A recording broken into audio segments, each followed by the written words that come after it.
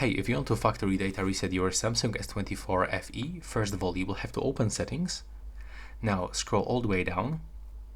Then you will have to go into general management, which is located right here. And right now you will have to go for reset. When you're here, you will have to scroll again and move into the factory data reset. As you can see, we can simply erase everything from the phone. You can find list of includes, and also it will remove all of these accounts.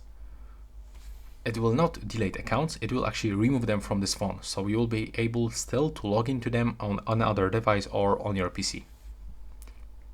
Also, it will erase all of these apps, your contacts, just everything.